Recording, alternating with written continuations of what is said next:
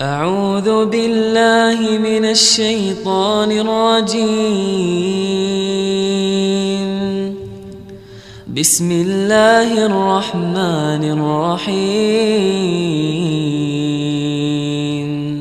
قل هذه سبيلي أدعو إلى الله على بصيرة أنا ومن اتبعني وسبحان الله وما أنا من المشركين.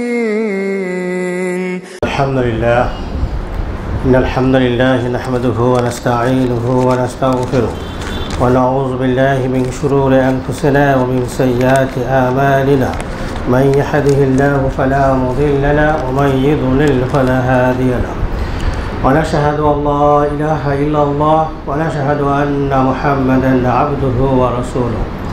أما بعد فإن خير الحديث كتاب الله وخير الهدي هدي محمد صلى الله عليه وسلم وشر الأمور محدثاتها وكل محدثة بدعة وكل بدعة ضلالة وكل ضلالة في النار.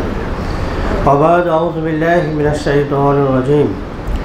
الذين ينفقون في السراء والضراء والكاظمين الغيظ والعافين عن الناس إلى آخر الآية.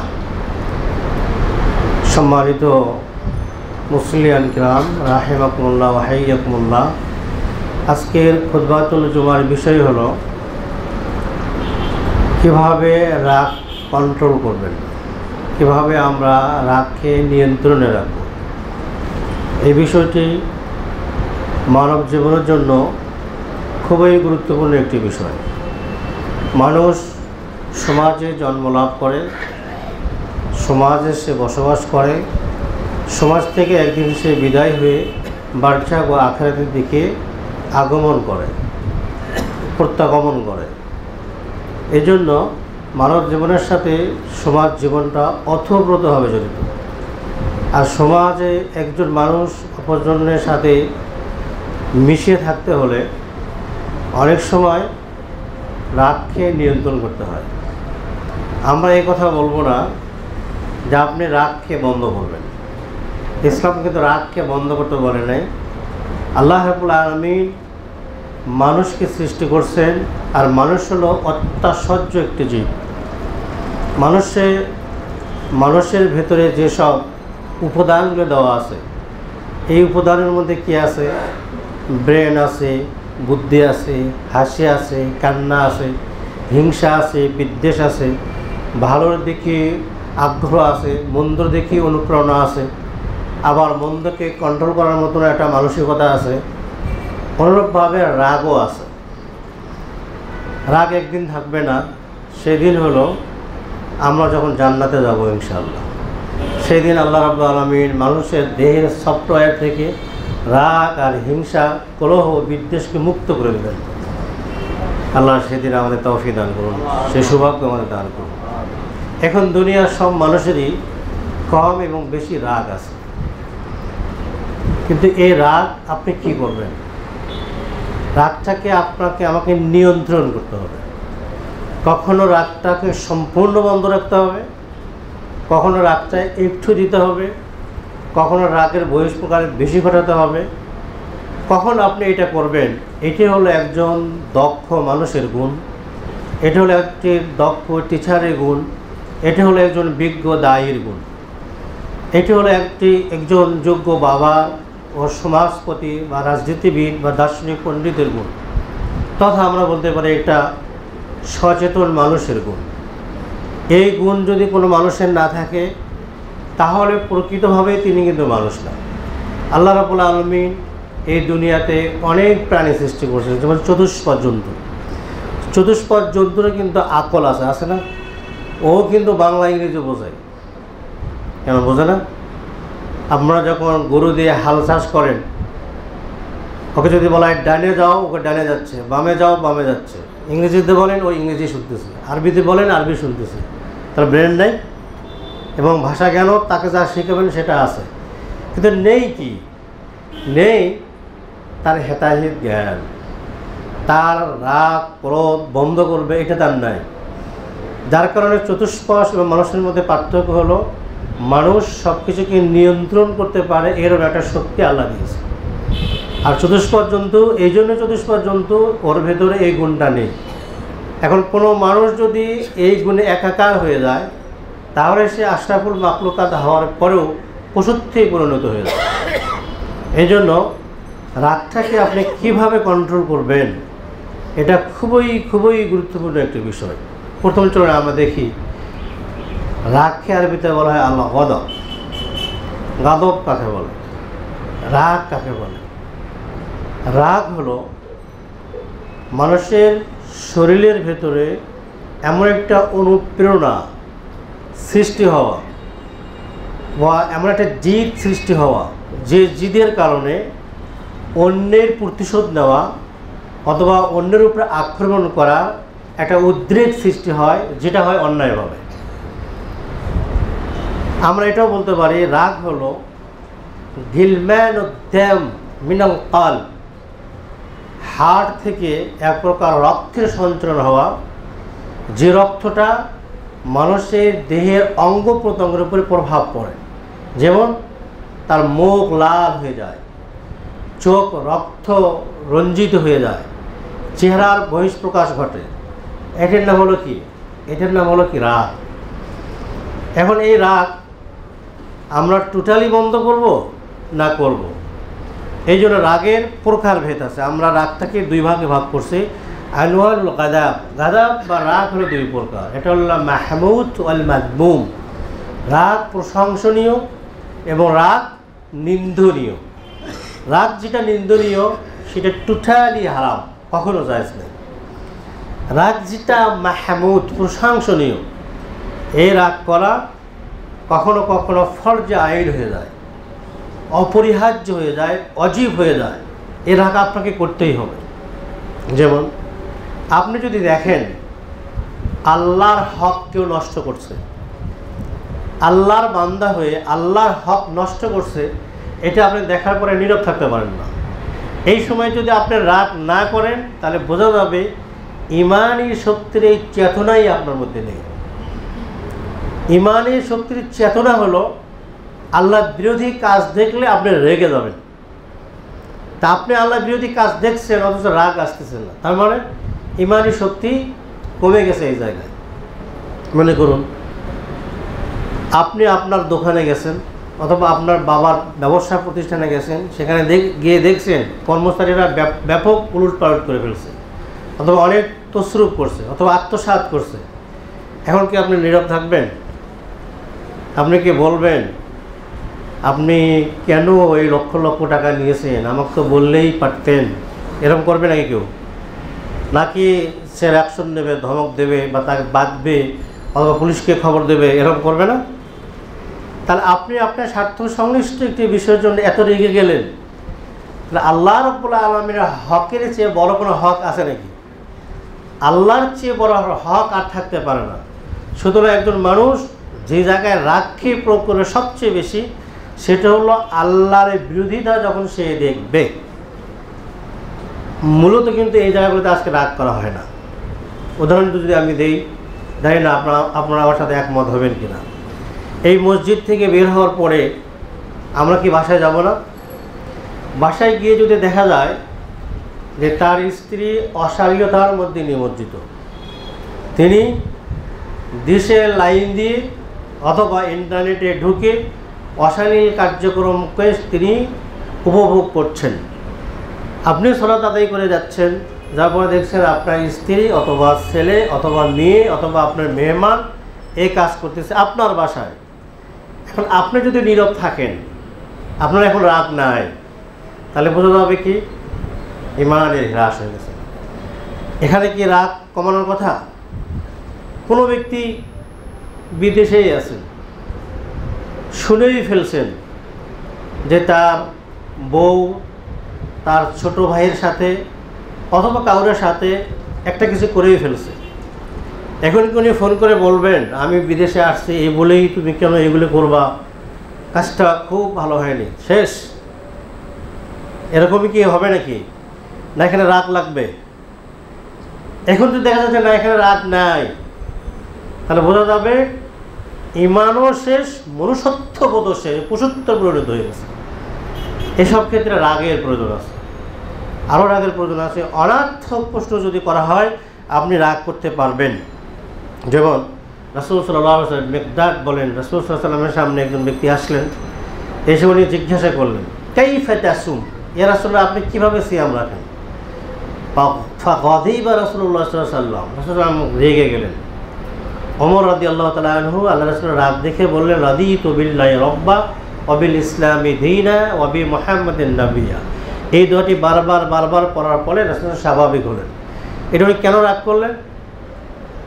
ওনার দরকার উনি কীভাবে সিয়াম রাখবেন। একজন সাধারণ মানুষ, গ্রাম্য মানুষ এসে রাসূলকে ডাইরেক্ট জিজ্ঞেস করতে, কাইফা তাসুম, আপনি কীভাবে সিয়াম রাখেন? একজন লোকের পার্সোনাল লাইফ জানা কি তার দরকার ছিল? রাসূলের মতন ব্যক্তির পার্সোনাল জীবন তার জানা দরকার নেই। ফলে রাসূল কী করেছেন? রেগে গেছিলেন। প্রায় 40টি ক্ষেত্রে রাসূল সাল্লাল্লাহু রেগে গেছিলেন, তন্মধ্যে এটি একটা ক্ষেত্র। অনেক সময় তিনি রেগে যেতেন অনার্থক প্রশ্ন করার কারণে, যে প্রশ্নগুলো দরকার নাই অথচ এরকম প্রশ্ন করা হচ্ছে। রাসূল সাল্লাল্লাহু রেগে গেছে, আপনি রেগে যেতে পারেন। রাসূল সাল্লাল্লাহু অনেক সময় কোনো ইমামের প্রতিও রেগে যেতেন। যেমন সহিহ আল বুখারীতে আমরা পাবো, আল্লাহ রাসূল সহিহ আল বুখারীতে 706 নম্বর হাদিসে পাবো, একজন ব্যক্তি এসে বলেন, ইয়া রাসূলুল্লাহ আমি ওনার পেছনে সালাত আদায় করতে চাই না।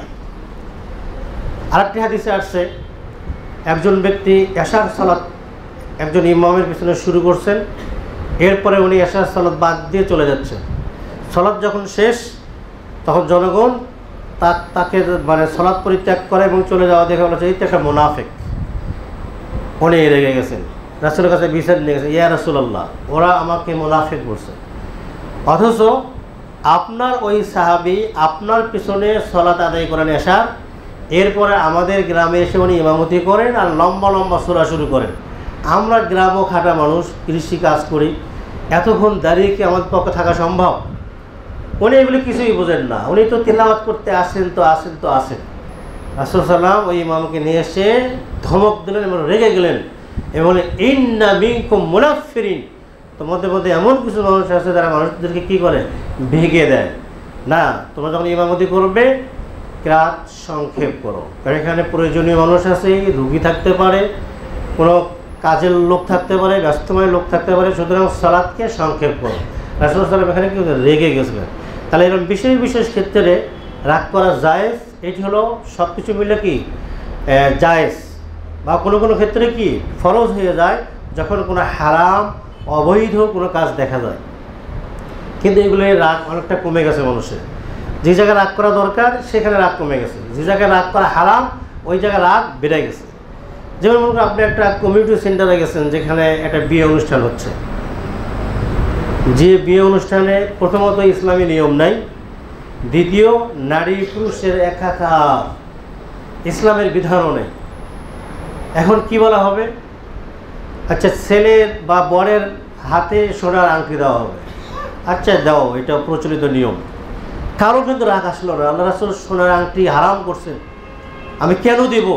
প্রতিবাদ করতো নাই, না নিয়ম চলে আসছে, দাও, এটা করতে হবে, ঠিক আছে দাও।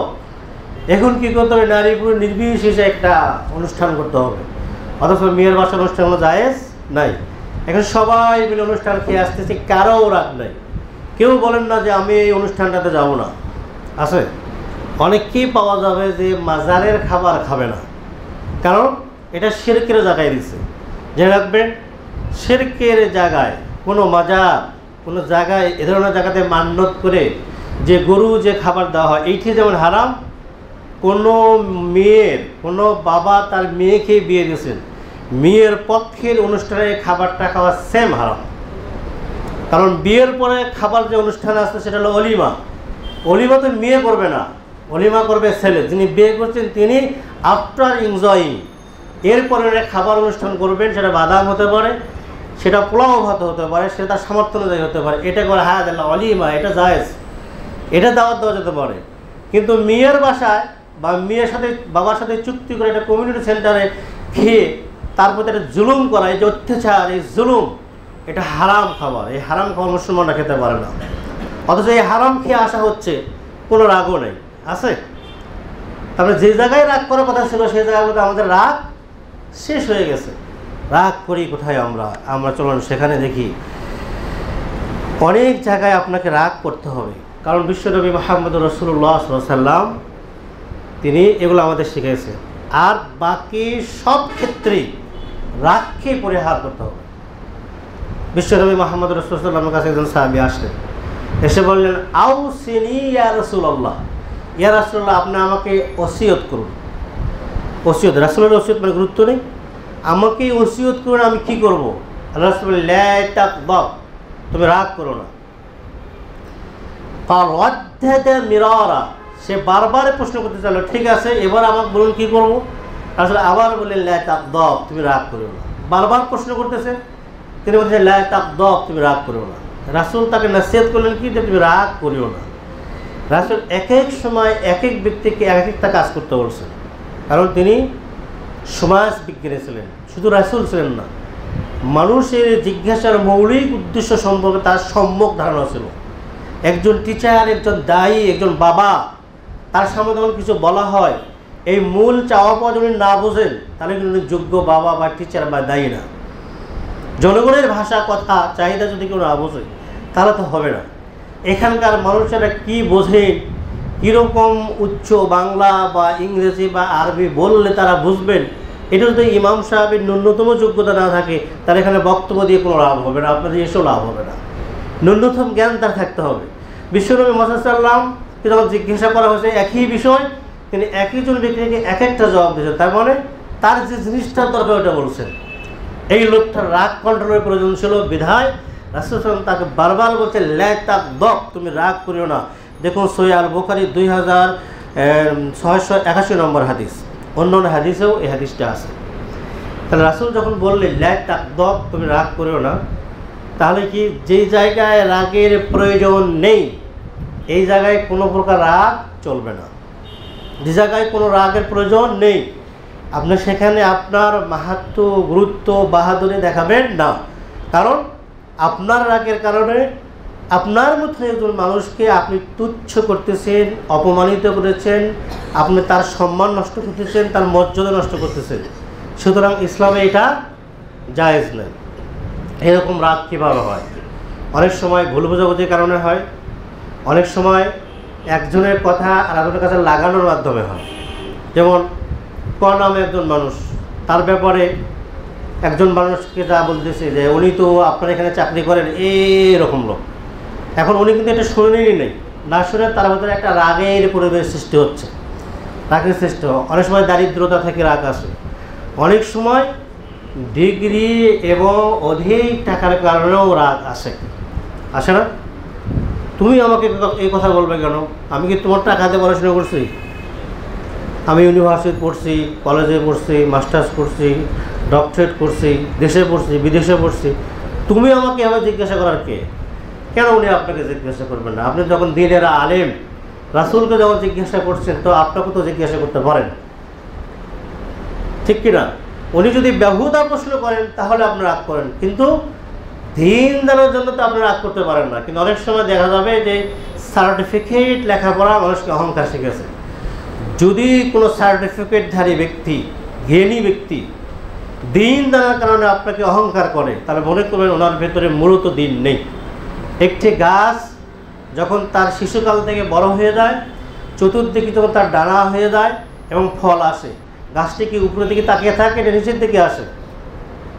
এলেমের দীপ্ত সজীবতায় বদ্ধ বলে একজন মানুষ, তার মাথায় যখন এলেম থাকে তিনি নম্র হন, তিনি ভদ্র হন, তার রাগ কমে থাকে।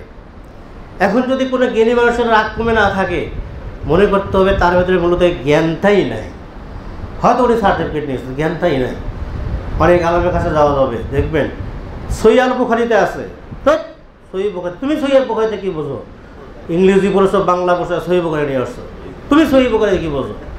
আচ্ছা ঠিক আছে, আমি তো বুঝি না, দেখে আপনার কাছে আসে, বুঝিয়ে দেন। তার একটা সম্পদে এটাই যে রাগ করে মানুষকে দিন থেকে সরাই দেবে। হ্যাঁ, হারাম না, এরকম রাগ করবেন, এটা হারাম। রাগ করার প্রয়োজন থাকলে আপনি করবেন, অন্যথায় আপনি রাগ করবেন না। এসব কারণে মানুষ কী থাকে, রাগ করে থাকে। এগুলো আমাদেরকে বন্ধ করতে হবে। অনার্থকভাবে কারো উপর রাগ করা যাবে না, এগুলি করলে ভুল হয়ে যাবে। আল্লাহ রাসূল মুহাম্মদুর রাসূলুল্লাহ সাল্লাল্লাহু আলাইহি ওয়াসাল্লাম বলছেন, লাইসা শাদীদ বিসরআ, পরস্পর কুস্তি করে যুদ্ধ করে যিনি বিজয় লাভ করেন, যিনি ফার্স্ট হয়ে যান, যিনি বীর হয়ে যান, উনি প্রকৃতপক্ষে বীর নন। সবচেয়ে বড় বীর হলো উনি মাইয়ামলিকু নাফস, যিনি তার জীবনকে কন্ট্রোল করতে পারেন ইনদাল গাদাব, রাগের সময়। যিনি রাগের সময় নিজেকে কন্ট্রোল করতে পারেন, মেজাজকে সংরক্ষণ করতে পারেন, নিজেকে নিয়ন্ত্রণ করতে পারেন, এই লোকটাই হলো সবচেয়ে বীর। রাসূলের এই হাদিসটা বাস্তব যুগে নিয়ে আসেন। মানুষ যখন রাগ করে তখন কি হয়, রাগটা ব্রেনের উপরে প্রভাব পড়ে ফেলে, ফলে আকল শূন্য হয়ে যায়, মুখটা খুলে যায়, ফলে মুখ থেকে যা আসে সব বলা শুরু করে দেয়। কে ভাই আর কে বোন, কে বউ আর কে মেয়ে, কে আত্মীয় আর কে বন্ধু, কে টিচার আর কে ছাত্র, মনে হয় কোনো ভেদাভেদ এখানে থাকে না। এই জন্য আল্লাহ রাসূল বলছেন, যুদ্ধ ময়দানে প্রতিপক্ষের সাথে রক্তক্ষয়ী যুদ্ধ করে যে লোকটা বিজয় লাভ করেন, এই লোকটাই প্রকৃত যোদ্ধা না। যোদ্ধা সেই ব্যক্তি যিনি রাগের সময়, ক্রোধের সময় নিজের মেজাজকে সংরক্ষণ করে স্বাভাবিক প্রক্রিয়া জীবনযাপন করতে পারেন, ইনি হলো প্রকৃত ব্যক্তি। আমরা কি এটা করতে পারি? রাগ খুব বেশি হয়ে গেছে সমাজে। বিভিন্ন অঞ্চলে রাগের বেশি হওয়ার কিছু কারণও আছে। যেসব অঞ্চলে টাকা বেশি সেসব অঞ্চলে দেখবেন যে রাগও বেশি। যেসব অঞ্চলে দেখবেন আবহাওয়া খুবই কঠোর সেসব এলাকায় দেখবেন রাগও বেশি।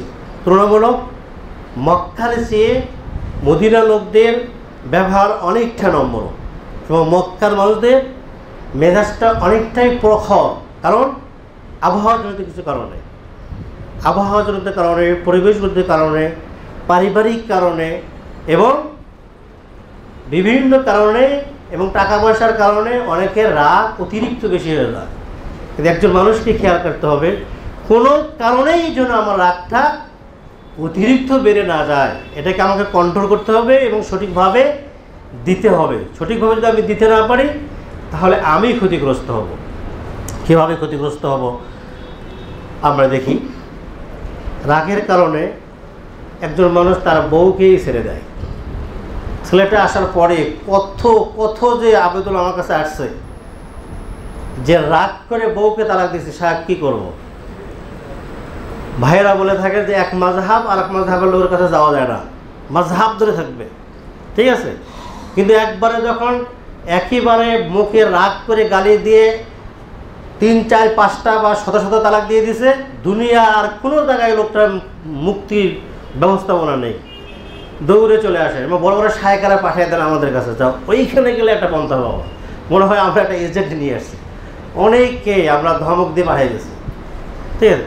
অনেককেই দেখছি যে না সে ভুল করেছে, অনুতপ্ত, ইসলাম মানতে চায়, তার দাঁড়িয়ে আছে, সব কিছু আছে, ভুলই করে ফেলছে, আল্লাহর কাছে ফিরে আসতে চায়, ঠিক আছে।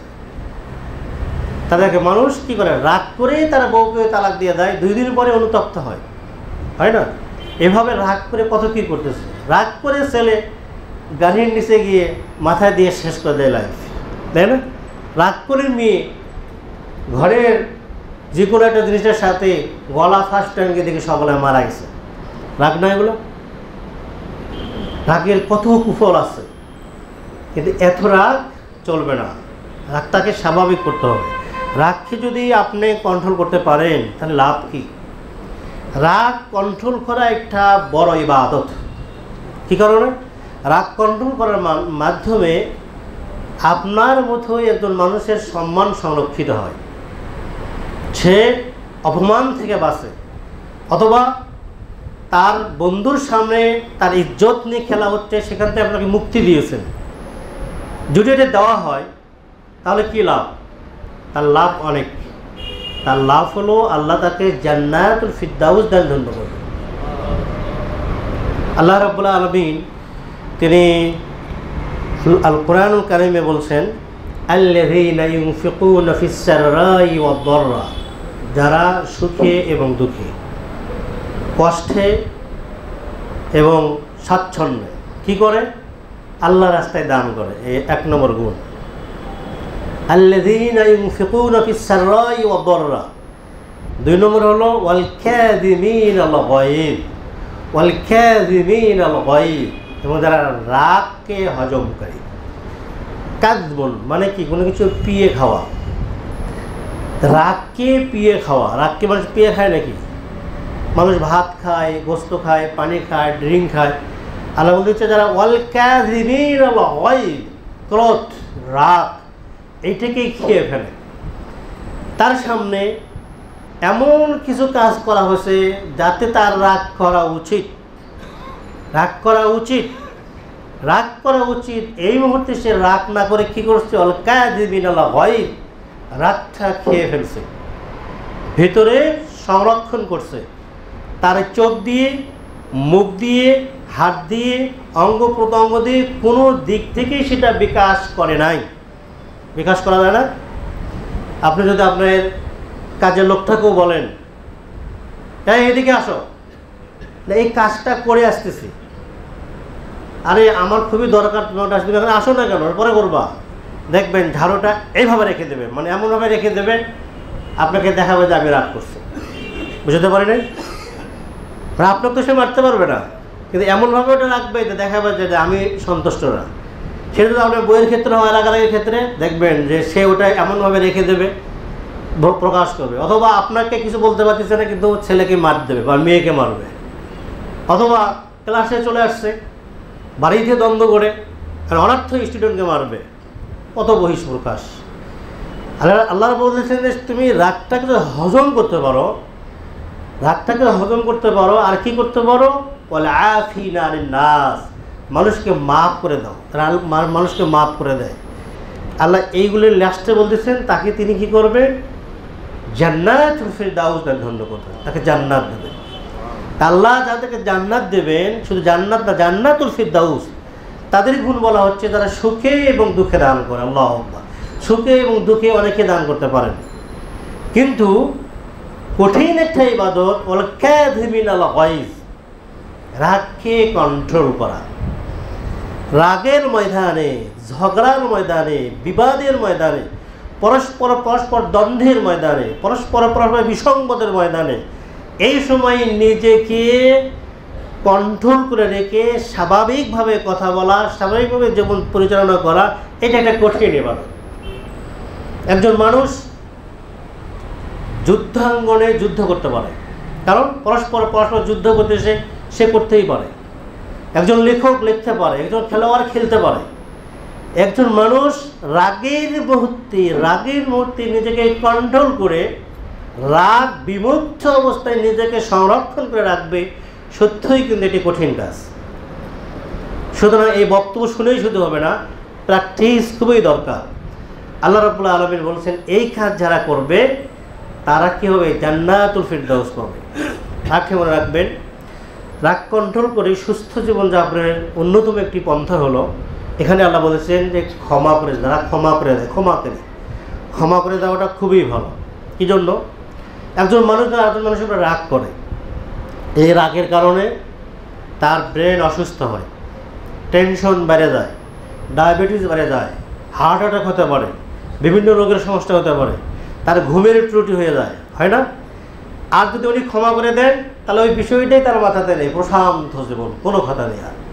এবং ক্ষমা করে দেওয়ার কারণে আল্লাহ তাকে আখিরাতে ক্ষমা করে দেবে, কোনো টেনশন মুক্ত। অতএব মানুষকে ক্ষমা করে দেওয়া শিখুন এবং এরকম দুশ্চিন্তা, টেনশন মুক্ত জীবন থেকে মুক্ত হওয়ার চেষ্টা করুন। আল্লাহর নবী মুহাম্মদুর রাসূলুল্লাহ সাল্লাল্লাহু আলাইহি ওয়াসাল্লাম বলছেন, মান কাযামাল গায়যা, যিনি রাগকে পিয়ে ফেলেন, রাগকে খেয়ে ফেলেন, এই ব্যক্তির মর্যাদা কি? এই ব্যক্তিকে কিয়ামতের ময়দানে আদম আলাইহিস সালাম থেকে শুরু করে কিয়ামত সংগঠিত হওয়ার পূর্ব মুহূর্ত পর্যন্ত যতটি আদম সন্তান এই পৃথিবীতে এসেছিল সমস্ত নাগরিকদের সামনে এই মানুষটাকে হাজির করা হবে। কোন মানুষটাকে? মান কাযামাল গায়যা, যিনি রাগকে হজম করছেন, কোন রাগ? যে রাগটা করার তিনি সামর্থ্য রাখেন, তার সামনে সত্যই অপরাধ করা হয়েছে, সত্যই তাকে অপমান করা হয়েছে, সত্যই তাকে লাঞ্ছিত করা হয়েছে, এই মুহূর্তে রাগ করতে পারেন। রাগের যথেষ্ট কারণ আছে, কারণ থাকার পরে উনি রাগটাকে হজম করছেন এবং তাকে কিছু বলেন নাই। আল্লাহ রাব্বুল আলামিন নবী বলেন, এই মানুষকে কিয়ামতের সমস্ত মানুষের সামনে দাঁড় করে বলা হবে, এই লোকটি রাগ কন্ট্রোল করেছিল। সুতরাং তুমি জান্নাতে হুরদের যতটি চাও নিয়ে তুমি জান্নাতে প্রবেশ করো। হাদিসটি তিরমিজিতে এবং অন্য হাদিসে আছে। তার দেখেন, যে কাজের পরিণাম জান্নাতুল ফিরদাউস, যে কাজের পরিণামে আপনার যতটুকু হুরের দরকার আপনি ইচ্ছা মতন বাছাই করে নিয়ে জান্নাতে যাবেন, এই কাজটা কিন্তু কঠিন নয়, কাজটা সহজ না, কঠিন কিন্তু। সুতরাং এই কঠিন কাজটার জন্য আমাদের কী করতে হবে? চেষ্টা করতে হবে। চলুন এখন আপনি কিভাবে রাগটাকে কন্ট্রোল করবেন। রাগ কন্ট্রোলের বহু পন্থা থাকতে পারে, তার মধ্যে আমরা আমাদের সময়ের আলোকে দুটি পন্থা আপনাদের সামনে দেব। একটি সহিহ আল বুখারী 6048 নম্বর হাদিসে, সেটা হলো আল্লাহ রাসূল যাচ্ছেন, তার সামনে দুইজন মানুষ পরস্পর কলহ করতেছে, একজন অপরজনকে গালি দিচ্ছে। গালি দেওয়ার পরে তার চোখ সব কিছু মুখ ফুলে লাল হয়ে গেছে।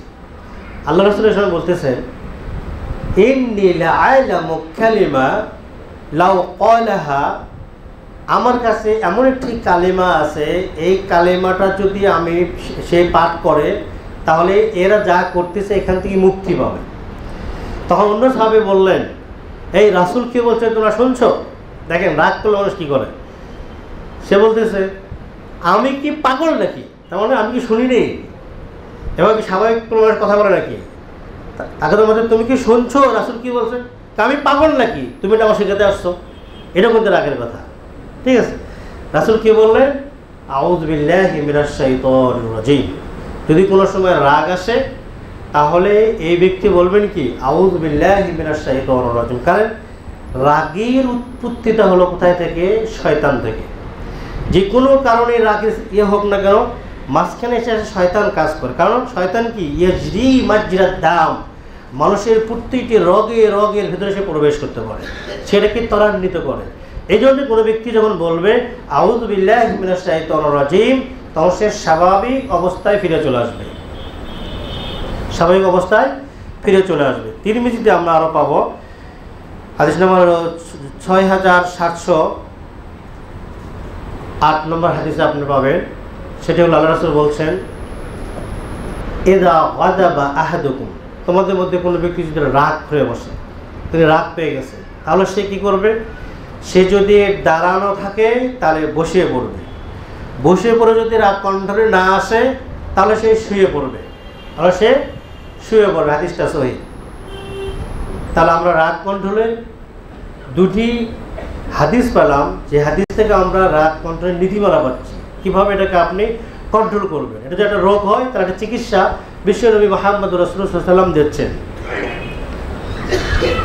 ডাক্তার বিজ্ঞানীরা প্রমাণ করছে যে মানুষ যখন রাগ করে তখন তার হার্ট এবং তার কিডনির উপরে একটা হরমোন আছে, অ্যাড্রেনালিন একটা হরমোন আছে।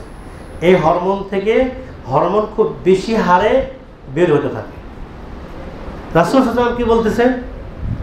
কোনো ব্যক্তি যদি দাঁড়ানো অবস্থায় থাকে তারা বসে পড়বে। তার মানে কি? বসে পড়লে ওই হরমোনটা কি হবে? বন্ধ হবে। শুয়ে পড়লে আরও বন্ধ হবে। তাহলে ফলে কি? রাগের অবস্থাটা কি কমে যাবে, কমে যাবে। তাহলে বিজ্ঞান এবং রাসূল সাল্লাল্লাহু আলাইহি ওয়াসাল্লামের হাদিস এর কি বাস্তব প্রমাণ আমরা দেখতে পাচ্ছি। সুতরাং আমরা এটাকে অনুশীলন করি যে কোনো ব্যক্তি যদি রেগে থাকে তাহলে রেগে যাওয়ার অবস্থায় তাকে সঙ্গে সঙ্গে বসার চেষ্টা করতে হবে এবং তিনি কী করবেন? বারবার আউযু বিল্লাহি মিনাশ শাইতানির রাজিম, আউযু বিল্লাহি মিনাশ শাইতানির রাজিম, তিনি এটা পাঠ করবেন। এরপর তিনি কি দাঁড়িয়ে থাকলে বসে পড়বেন, বসে থাকলে তিনি সম্পূর্ণরূপে শুয়ে পড়বেন। এটা কি পারা সম্ভব? যদি দেখেন যে আপনার বাসায় আপনার ফ্যামিলির সাথে ঝগড়া বেঁধেছে বা অন্য ব্যক্তির সাথে কলহ হচ্ছে, অন্য ব্যক্তির সাথে রাগ হচ্ছে, এমন অবস্থায় আপনি কি করবেন? কোনো কথাবার্তা নাই, কথা স্টপ, আপনি বসে বলবেন। কি জন্য কথা স্টপ? আল্লাহ রাসূল নিজেই বলছেন রাগ কমানো এটা একটা পন্থা। মান কানা ইউমিনু বিল্লাহি ওয়াল ইয়াউমিল আখির ফালইয়াকুলুল খায়র আও লিয়াসমুত। যে আল্লাহ এবং আখিরাতের প্রতি বিশ্বাস রাখে সে ভালো কথা বলবে অথবা নীরব থাকবে। দেখছেন, নীরব মানুষ যখন নীরব থাকলো তখন কিন্তু ওই যে রাগের বহিঃপ্রকাশ এখান থেকে কিন্তু সে লোকটা বেঁচে গেল। এই জন্য রাগের কোনো মুহূর্তে যদি কোনো মানুষ থেকে থাকে তাহলে তাকে কি করতে হবে, যে ঠিক আছে ও গালি দিচ্ছে, ও সমস্যা করতেছে, আপনি নীরব, তা আপনি শুনছেন না, আপনি শুনছেন না, আপনি শুনছেন না, আপনি জানেন না, আপনি মনে হয় জানেন না, এরকম অবস্থা। এরপর একদিন দেখবেন উনি আপনার কাছে ক্ষমা নিতে আসবে যে আমি রাগ করতে তো অনেক কিছু বলছিলাম। কারণ যারা বেশি রাগ করে তারা বেশি ক্ষমা চায়। আপনি সবর করবেন, ধৈর্য ধরবেন, নিজেকে কন্ট্রোল করবেন, আপনি অনেক সব পাবেন। কি সব পাবেন? আপনি এ ধরনের রাগ থেকে নিজেকে মুক্ত করতে পারলেন, আখিরাতে হুর পাবেন, আখিরাতে জান্নাত পাবেন। আর আপনি যদি রাগী হয়ে যান তাহলে আর যাই হোক সমাজে বসবাস করা কষ্ট হবে। আল্লাহ রাসূল বলছেন, আল্লাহ নিজেই বলছেন, ওয়ালাউ কুনতা ফাদদান গালিযাল কলব লানফাদ্দু মিন হাওলিক। হে রাসূল, আপনি যদি কঠোর স্বভাবের হয়ে থাকেন তাহলে কি হবে? মানুষ আপনার পিছন থেকে চলে যাবে। চলে যাবে না? আল্লাহ তার রাসূলকে বলতেছেন, আল্লাহ তার রাসূলকে বলার কোনো দরকার আছে? তার মানে বিষয়টা গুরুত্ব বোঝাচ্ছে না? আল্লাহ তার রাসূলকে বলে ওয়ালাউ কুনতা ফাদদান গালিযাল কলব, যদি আপনি কঠোর স্বভাবী হতেন, তার মানে আপনি তো রাগ করতেন বেশি, তাহলে কি হতো? আপনার পশ্চাৎ দেশ থেকে, পিছন থেকে মানুষ চলে যেত। চলে যাবে না? একজন বাবা যদি সবসময় রাগ করেন তাহলে কিন্তু সন্তানরা সে পরিবারে থাকতে চাবে না, তার বউ থাকতে চাবে না, এবং তিনি যদি কোনো দায়িত্বশীল হন তার কাছ থেকে মানুষ থাকতে চাবে না।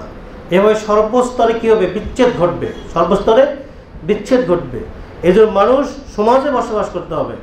বসবাস করতে হলে সমাজের মানুষের মর্যাদা দিতে হবে এবং রাগটাকে নিয়ন্ত্রণ করতে হবে।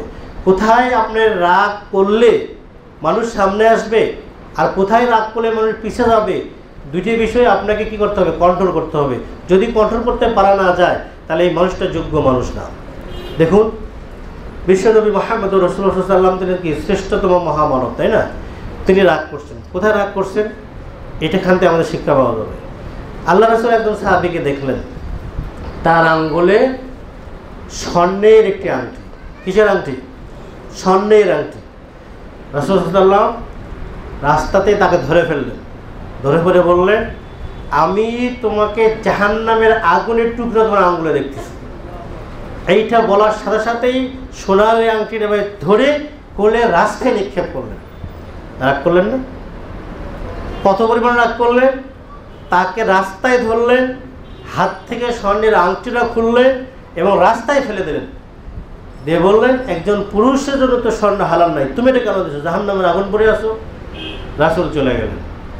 অন্য অন্য সাহাবীরা, বন্ধুরা এখন পরামর্শ দিচ্ছে যে স্বর্ণ তো পুরুষের জন্য হারাম, ঠিক আছে, ফ্যামিলির জন্য তো হারাম না, তুমি স্বর্ণটা নিয়ে বাসায় নিয়ে যাও, তোমার ফ্যামিলিকে কাজে ব্যবহার করতে হবে। দেখেন রাসূল রাগ করার লোকটার কি হলো? রাগ করাই লোকটার কি হলো?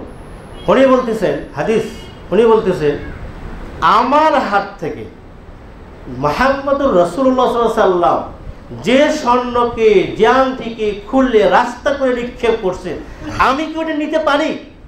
আল্লাহু আকবার। রাগ করার লোকটাকে অ্যাডভান্স করে দিল, ঠিক না? সে আরো সামনে এগিয়ে আসলো।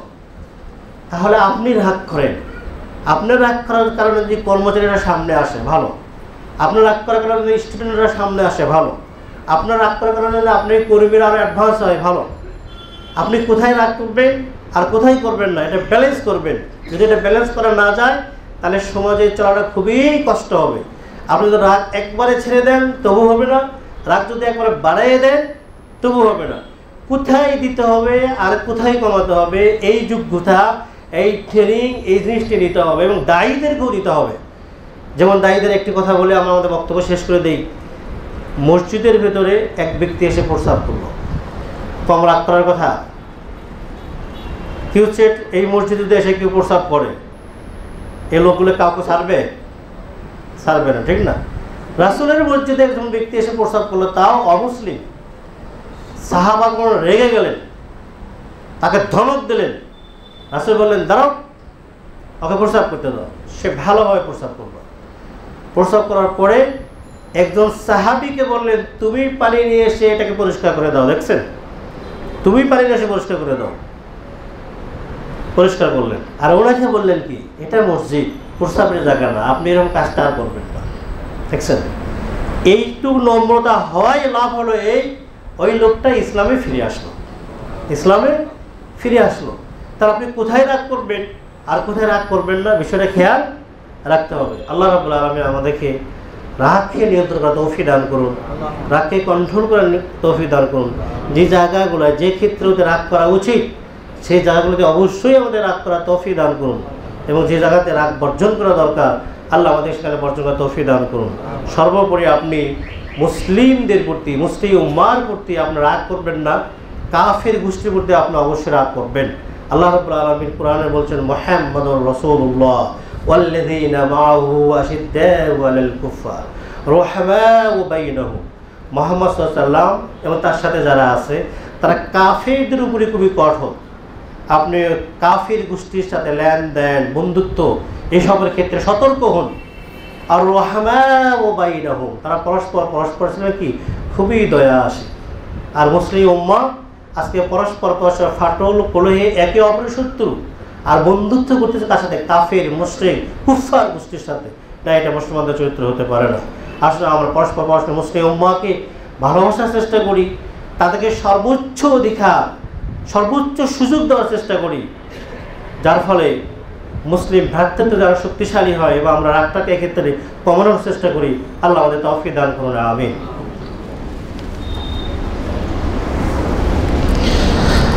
আলহামদুলিল্লাহ রাব্বিল আলামিন, ওয়াসসালাতু ওয়াসসালামু আলা আশরাফিল আমবিয়া ওয়াল মুরসালিন ওয়া আলা আলিহি ওয়া সাহবিহি ওয়া মান তাবিআহুম বিইহসান ইলা ইয়াউমিদ্দিন।